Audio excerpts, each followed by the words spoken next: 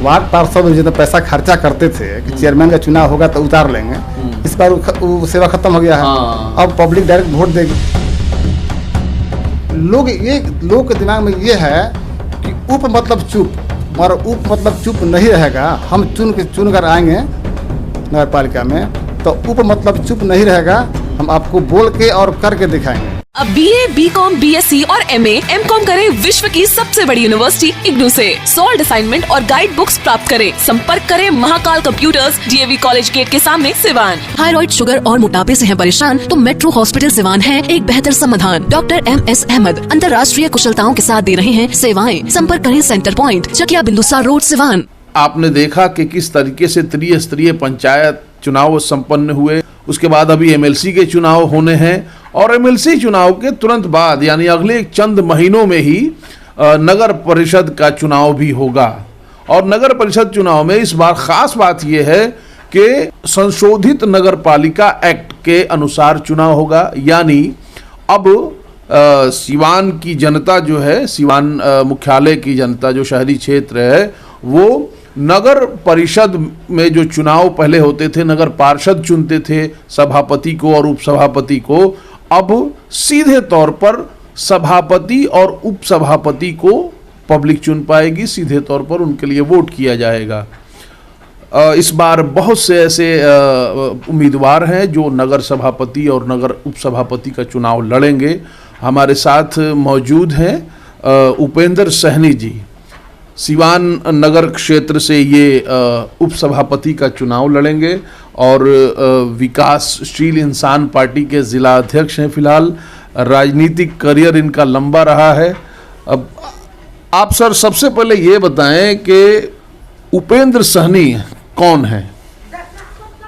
सबसे पहले हम सर सिवान जिला वासियों को और आपके चैनल के माध्यम से, चैनल के लोगों को गणतंत्र दिवस की ढेर सारी बधाई देता हूँ। और रही बात उपेंद्र सहनी की, तो हम VIP पार्टी के जिला अध्यक्ष हुए, उपेंद्र प्रसाद सहनी, और 10 साल हम BJP में काम किए, वार्ड अध्यक्ष रहे, उसके बाद नगर के मंत्री रहे BJP में, उसके बाद BJP जिला कमेटी के अति पिछड़ा प्रकोष्ठ के महामंत्री भी रहे, और उसके बाद हमने BJP को छोड़ के और VIP पार्टी को शामिल हुए। टेंट खोले हुए हैं अपने बच्चे के नाम से, Amit tent house and light house. तो हम 50% डिस्काउंट सिवान नगर पालिका क्षेत्र के जो लोग हैं उनको हम 50% डिस्काउंट आज गणतंत्र दिवस के अवसर पर आज से घोषणा करते हैं हम। और ये सिर्फ चुनावी नहीं है, ये अस्थाई है और हमेशा रहेगा जब तक मेरा टेंट रहेगा। मेरा अगला सवाल भी यही था क्या ये चुनाव तक ही रहेगा? आप उपसभापति का चुनाव लड़ रहे हैं, इसलिए ये टेंट पर आप 50% डिस्काउंट दे रहे हैं। हम यहाँ बताते चले कि उपेंद्र सहनी बड़ा ही इनका फेमस टेंट हाउस है और ये ऑन रिकॉर्ड समय सिवान पर कह रहे हैं कि ज़िले में जिसको भी टेंट की सेवाएं लेनी हो तो वो 50% छूट के साथ ये सेवाएं दे रहे हैं। और इनका ये भी कहना है कि ये सिर्फ चुनावी नहीं है। सही कह रहा हूँ मैं? 100% सही है। ये चुनावी नहीं है, ये हमेशा रहेगा। चुनाव हम जीते या हारे उससे मतलब नहीं है। ये मेरा नगर के लोगों के लिए, सिवान नगर पालिका क्षेत्र के लोगों के लिए ये व्यवस्था है कि 50% डिस्काउंट देंगे। और रही बात कि सिवान के इर्द गिर्द, सिवान जिला में, मैंने सिवान शहर के बाहर भी अगर टेंट मेरा खाली रहा, उस दिन अगर खाली रहेगा तो सिवान नगर पालिका क्षेत्र के बाहर भी जा सकता है। कोई बंधिक नहीं है, कोई बंदिश नहीं है। चलिए, तो हम लोग अब चुनाव पर आते हैं। चूँकि ये सिवान का चुनाव है, सिवान मुख्यालय में सीधे तौर पर उपसभापति का चुनाव होना है। आपको पब्लिक क्यों चुने? देखिए, हमको पब्लिक क्यों चुने, जो आप ही देखे हैं, हम तो 15 साल से देखते आ रहे हैं। 15 साल पहले हम इस काम में नहीं थे, हम पेशे से बढ़ई मिस्त्री हैं। 15 साल पहले हम बढ़ई मिस्त्री काम करते थे, लोगों को घर घर जाके बढ़ईगिरी करके।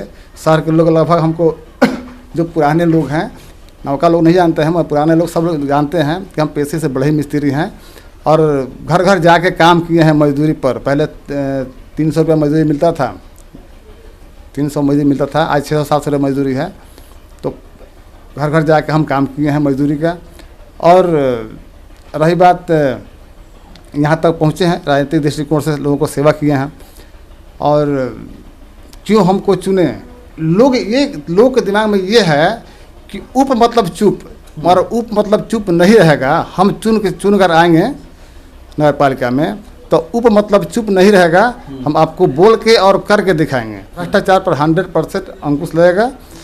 अब हमारे सामने देखते हैं, हमारे जो कौन अध्यक्ष चुन के आते हैं, चेयरमैन चुन के कौन आते हैं, उनके सामने हम चुप नहीं रहेंगे। उप मतलब चुप नहीं रहेगा। नगर परिषद में कहाँ कमी है?